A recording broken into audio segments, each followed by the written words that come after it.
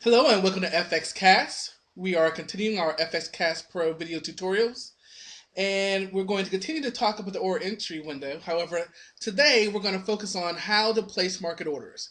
So with that, let's begin.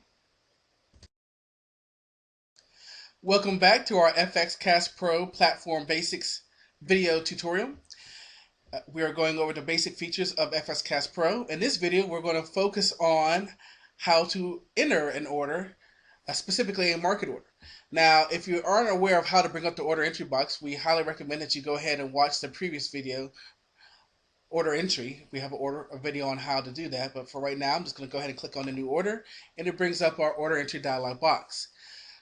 Now, one thing you'll notice that it will go ahead and default to whatever currency pair you have active, and you can simply just change that and choose whatever you want through the drop down of the symbols.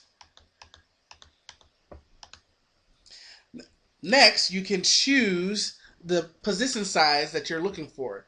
You can go all the way down, click on the drop menu, and choose 1/100th of a position, or one full lot. Or if you want to, go ahead and type in the value of your position size. Next, depending on your position management, your trade management, you may want to determine where your stop loss is going to be. You can predetermine to put a stop loss at whatever it be. I'm just going to throw something out here.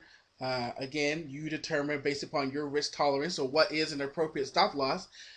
And then you also can determine where your exits. A lot of times they say you need to know what your risk and what your reward is. Well, your risk is your stop and your reward is your profit. You can also enter in a comment. Perhaps you want to say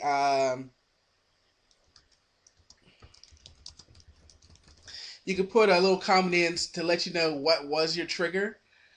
Many things that you can use. Especially for those of you who keep journals, I highly recommend that you put some type of comment in here that would help you identify why you took this trade. Then the instant execution is what makes this a market order. We'll talk about the other options in the next video, but instant execution is what makes this a market order. The next thing we see is down here, it says enable maximum deviation from quoted price. And this basically addresses slippage.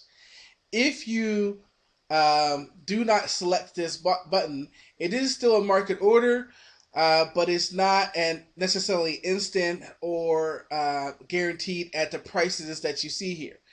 If you click this dialog box and determine that you're willing to risk potentially 1 or 2 pips slippage, it is a market order, and yes, it's supposed to be instant, but there may be a little slippage. This will guarantee that you'll basically have an instant execution and guarantee that you'll have a much faster execution.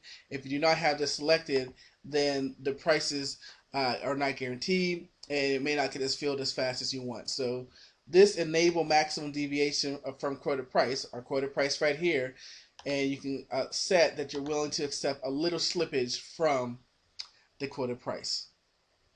In our next video, we'll talk about our other option, which is our pending order, which is for limit orders.